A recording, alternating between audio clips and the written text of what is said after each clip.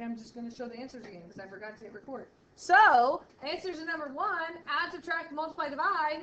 Don't forget, you have to say what x can't be by setting the bottom not equal to 0 and solving it. And then, function composition, order matters. You start with the inside function and put it in the outside function. So on this one, h goes into g, and this one, g goes into h. You get those answers. And then, same thing with numbers. You get one number answer, so you should get D on that one. Questions on those first 4? That was a really abbreviated version, but you know. We'll get the rest. Number 5, we're going to talk about an extra problem I'm going to add to this in a second. But number 5 said find the inverse of that relation. Inverse just means switching the points. That's too easy, so that won't be on your test. Why not? That was part of your joke. That's an easy point if you give me. Maybe like extra check or something, so I guarantee 1 point. Now I know. Yeah, now I know. This is our first test of the 9 weeks.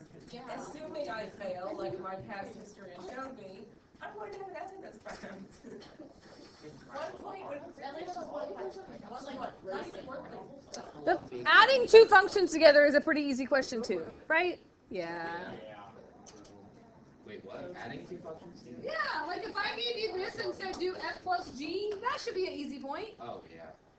Yeah. Okay, moving on. Okay. 7, 3, and 7, 4. Graphing radical inequalities and equations. There will be 2 of these on your test. 1 equation, 1 inequality.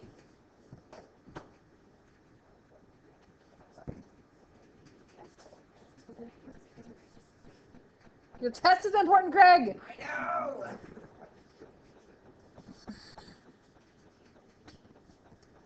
These questions, graphing, will probably be worth 6 points each, which means you don't want to leave them blank.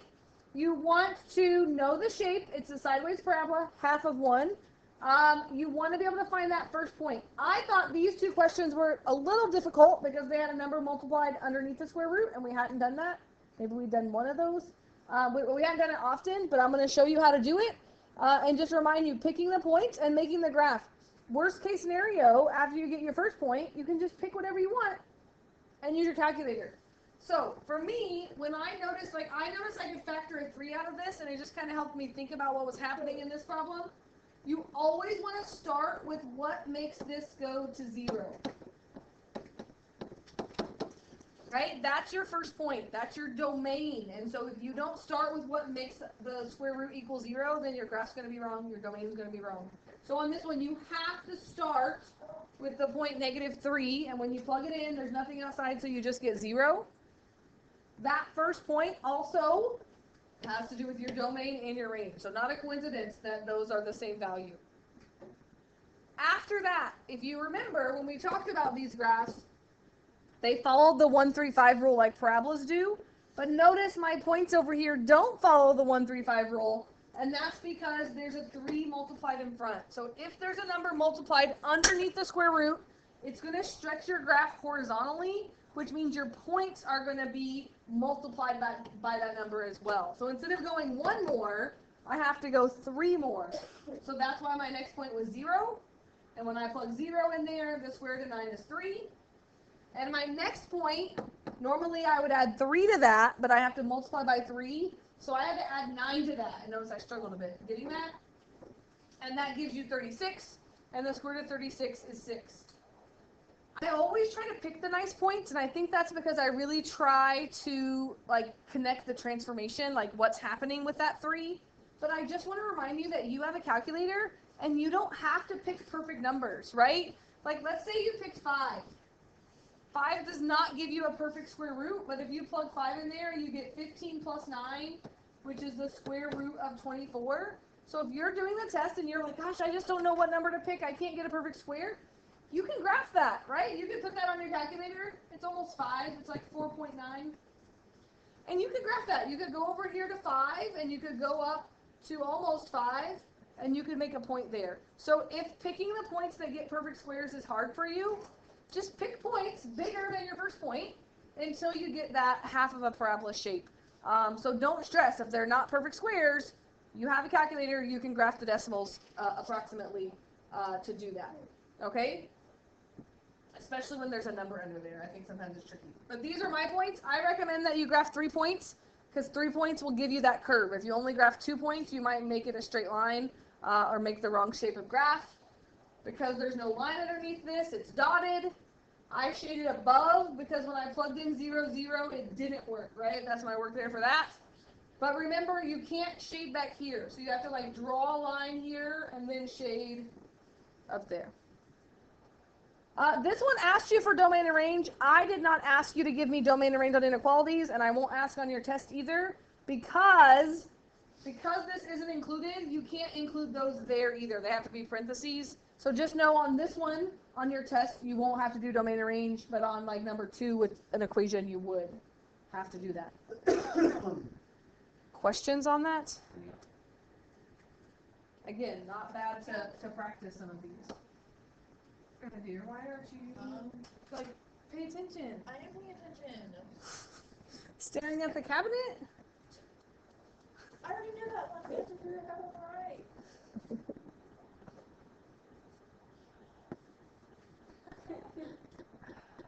Number 2. This one also is a little gross because like we did a lot where it was just like x plus 5. So it was easy to know to start with -5. But again, if you're not sure where to start, you always have to start with that equaling 0 or greater than or equal to 0. Because you can't take the square of a negative number. So when I solved that, I got -5/2. But I know you guys love decimals, so I changed it to -2.5 instead of -5/2. You have to have that point. After that, you can pick whatever you want. Graph a decimal if you want, like irrational square root. But you have to have that it starts at -2.5, and when you plug that in, you get 0. The other thing to notice about this is there's a negative in front, so that's why it's the bottom half instead of the top half. And again, because there's a 2 multiplied by the x, it is actually stretching our points. Normally, we pick our points by 1, 3, 5. But I have to double that because there's a 2. So instead of going 1 away, I went 2 away. So that's how I got -0.5. And I got -2 as my answer because the negative's out there. And then normally I would add 3 to that, but I had to multiply by 2. So I added 6 to that to get my 5.5. So if you know the 135 thing, if there's a number multiplied under the square root, you just multiply 135 by that. But again, if you wanted to pick 2 here, you could pick 2, and 2 times 2 is 4 plus 5. Oh my gosh, that works out nice too, doesn't it? So then that's -3. Who knew? But you could pick whatever you want, okay? And so this is an equal sign, not an inequality, so there's no worry about dotted, no worry about shading. And because it's negative, it's the bottom half. If it was positive, it would be the top half. Questions about picking those points? Domain and range, don't forget to do that part. Again, it has to do with that first point that you pick. Domain will always be that number to infinity. And because this is the bottom half, that's why my range is -infinity to 0. If it was the top half, it would be 0 to infinity. I have to write you a pass. Which means it's not real fast ever again.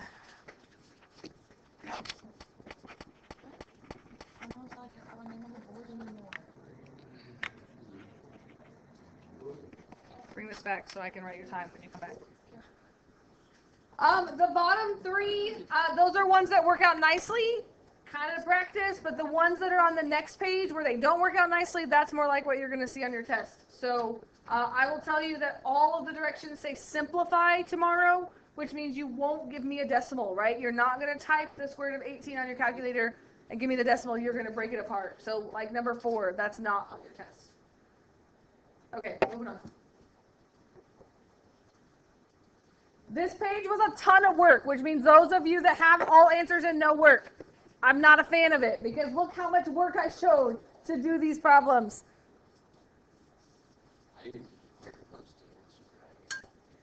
I'm posting it.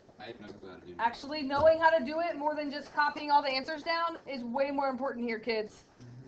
Tomorrow when you turn this in, if you copy all my answers down, it's worth 2 points. But actually studying it and going back and practicing some, that's worth way more. Craig, shut your computer.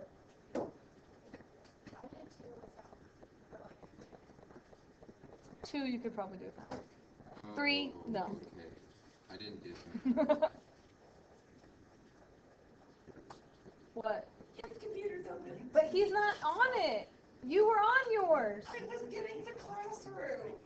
I want you to listen to me. Maybe this will, like, learn some math maybe. Maybe it will just absorb. If you're on your computer, you aren't going to listen.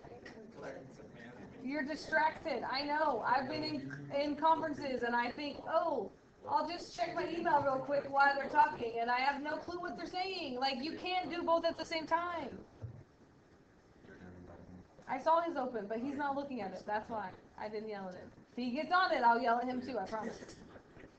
But it's been on that screen the whole time. I saw it earlier, but he wasn't on it.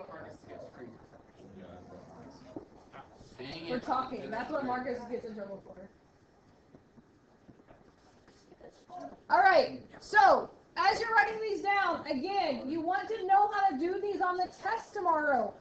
Number 1, you can't have a square root in the bottom. Hey, that was all on the recording, me yelling at you.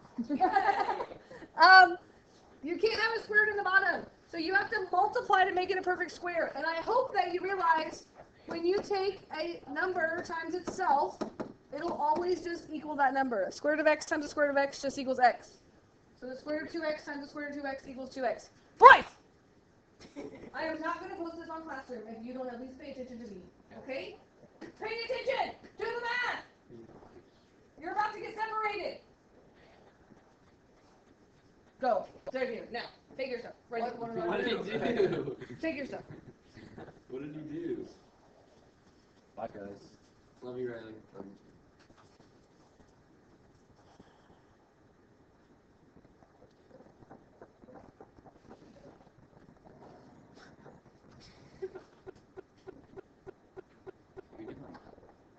It's all I want to do. I'm paying attention. Number 2, you don't want to give me a decimal, right? Giving me decimals tomorrow will get you no points. You have to break up using perfect squares. You have to do the same thing with the variables. Break it up using perfect squares. Anything that's left over goes back under it. Pay attention to whether it's square roots or cube roots or fourth roots, right? These are lots of square roots, but I definitely could give you some cube roots as well to do. Number 3, you cannot add and subtract square roots that look different, so you have to break them up first. And these work out really nice that you had 2 left over that were square root of 2 and 2 that were square root of 3, and then you can add those together, only if they're the same. We had quite a few that we did before that, like, there weren't any the same, so you just left them all separate. So if this would have been like 3, 2, 5, 7, you just have to leave them like that on there. Oh, I put a star by it. That's the one that people struggle with. We'll get there in a second. 4 and 5, multiplying, again, a little 2 out here with addition means you have to write it twice and you have to multiply it out. I had my sign wrong, so I had to fix it, but square root of 5 times square root of 5 is 5. Square root of 7 times square root of 7 is 7. But when you take square root of 5 times square root of 7, you get square root of 35, and there's 2 of them. They're negative, so it's negative 2 square root of 35. And that's it. That's your answer. Same thing with number 7 or number 5. You just FOIL that out. Here's my work. Here's my answer. You can multiply things together that aren't the same, but you can't add them together. And so that's kind of the work there. Number 6, you are 100% going to have a question like number 6 on your test. And lots of times people just leave it blank because if you don't know what to do on it, then you really don't know what to do because it just looks like this on your paper, right? And it says simplify. And remember, we don't want a square root in the bottom, so you have to know to multiply by the conjugate on the top and the bottom, which means the same thing that's here, except for you change the sign in the middle. So since a plus sign in the denominator, you write it as minus. If it was a minus sign, you write it as a plus sign. That's how you get the square roots to cancel out in the bottom.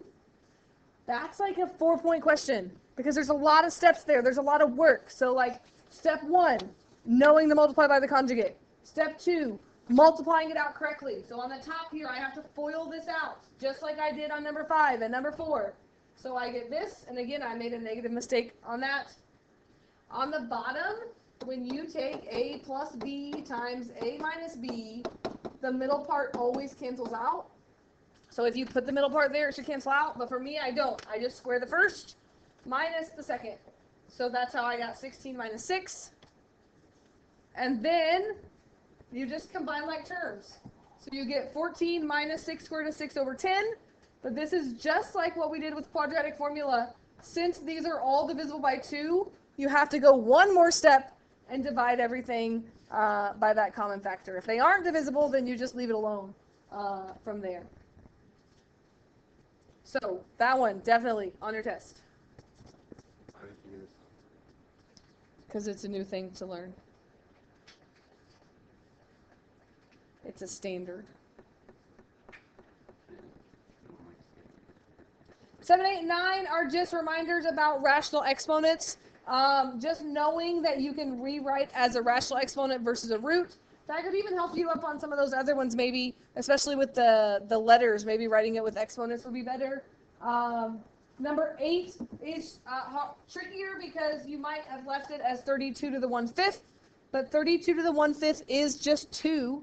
And so you do have a calculator, so just maybe check and make sure that you can't simplify those. I don't want a decimal, but if you can simplify it, I want you to do that. And I have your 7-6 homework quizzes that you took last week to hand back to you. It was only out of 3 points, but a lot of people missed some on that, and so that might be one you choose to retake really quickly today or tomorrow to do that. All right?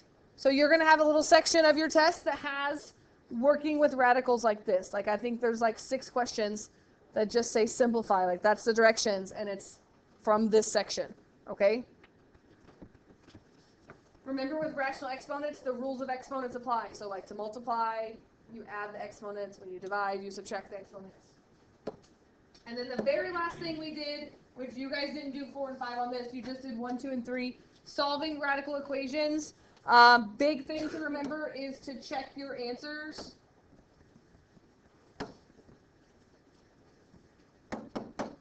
Because on number 1, when you solve that by squaring both sides, you get -6 as your answer. It's so great. Y equals -6. But when you plug -6 into that problem, you get the square root of -33. That's an imaginary number. And when we're solving equations like this, we don't want imaginary solutions. And so we say no solution is the answer to that. So remember to check your answers. Also remember, you only square both sides if it's a square root. If it's a cube root, you cube both sides. Or if it's a fractional exponent, that's the same as a cube root, I take it to the 3rd power to get rid of the 1/3. If it was a 1/2 power, I square it and work that out. This one was a fraction. Again, you have a calculator. You should be able to do that. I'm not saying that that won't be on your test, but I wouldn't think there would be one as such an ugly answer. Like -1/2 is a nice answer. 13 over 64, that's kind of a gross answer. Doable, but a gross answer. So I think there's 2 or 3 of those to do. I think there's 19 questions on your test. Yeah, we didn't do inequalities in this class. So my 5th hour class did, but you guys didn't. So no solution. I mean, you could have done number 5. Because you get a negative, and you take a square root of a negative. But it should be negative, right? Yeah. Okay. So I want you to write this one down somewhere on your paper, on the back, because this one wasn't on the review, but I want to go over it. Given this, find the inverse, then graph f of x and f inverse of x. So we have to do that. Yes, write it down. Write it down. On the back of your paper even, like the back of the review if you want. There you go. And so that one on the review gave you the ordered pairs to find the inverse, and you just switch them around. What do we do if I give you an equation? How do you find the inverse of an equation? I don't know. Flip what around? But how do I write the equation? I don't know. that thing. You just make everything opposite side. Wait, is this where you're plugging in? Oh, yes, yes. It is. So just like when you switch the points, x becomes y and y becomes x, that's the definition of an inverse. The domain they're in switch places. So if I give you an equation and I ask you to find the inverse and then graph them both. To graph them, you're right. You could just graph them and switch the points around. But I want the equation of the inverse, which means you have to switch the x and the y. So remember that f of x is y equals 3x minus 4. So if I want to find the inverse, I just switch the x and the y around. I forget how to like solve this. And then what do you have to do? Get y back by itself. So you're just undoing what's around it. Probably undo addition and subtraction first, multiplication and division second. So I would add 4 to both sides and get x plus 4 equals 3y. And then I would divide by 3. And you could totally just write that as x plus 4 over 3. But since I'm going to graph it, I always like put each thing over 3 so I can think about the slope and the y-intercept. And I want you to use this notation for the inverse, right? So instead of saying y equals, I'm going to say f inverse equals 1/3 x plus 4/3. Or x plus 4 over 3. That works too. This is from 7.3. I did this in the notes, and then we did it on the homework. That was the majority of the homework that day. If you want to go back to look at some other ones of this, I want you to be able to do this on the test tomorrow. And I'm even going to give you a little graph like this so you can graph them.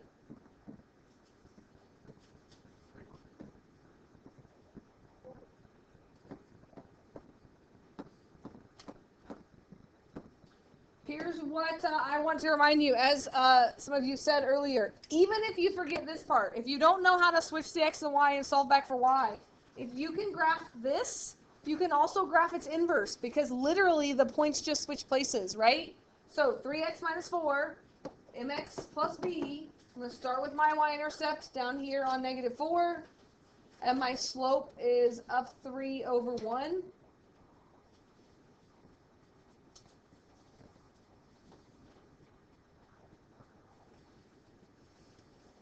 If you didn't know how to graph this, or you didn't even know how to get this, remember you could take each of these points and you could switch them around, right? So like this is the point 1, -1, so you could graph the point -1, 1, and that should be on the inverse. And so that's another way that you can graph these. I'm just going to graph this though. 4/3 is like 1 1/3. So 1 1/3 would just be a little bit above 1. And my slope is up 1 over 3, or down 1 back 3. So it looks sort of roughly like this. And if you remember, the property of inverses is that they're reflected about this line y equals x, which means you can check your answer by looking at it. If you can take it and flip it over that line and they line up, you know you did that right. If they don't line up, go back and check your work. In third hour today, I graphed this with a negative slope instead of a positive slope. So as soon as I drew my line, I was like, this isn't right. And I was able to go back and realize that I did it wrong, right? Questions about this? I didn't go through the vocab that's somewhere in this mess. Yeah, here's what I said for my answers. Tell me if you agree or disagree if you read these. The thing about vocab is that it's what the directions are saying. It's the words I'm using all the time about conjugates and rationalizing the denominator, inverses. There's not going to be a vocab section on the test. I've put that on the test before, and it doesn't usually go well, so I just don't do it. But it's where the vocabulary comes from the directions. And when you take ISEP, and those directions talk about conjugates or inverses, it's knowing what those mean. And so I think it's really an important idea to do. So there's like a no vocab. There's not a vocab section, no. It's just solving problems. Questions about any of this stuff? So I'll post this really quick. Actually, I think I've already posted the list of assignments, but I'll also post the answers. I told Macy that I was going to do that for her because she wasn't here. And then this is all your notes and homework. So maybe you can spend the last 10 minutes or so doing that. Also, Khan Academy extra credit is due tomorrow. You have to go to past due assignments because I have to put in a date when I assign it. But it's all still up for grabs until tomorrow when I check it. That would also be some things you could do to practice to study for your tests. But honestly, going back through some of these questions on the review is a good way to study as well. Okay.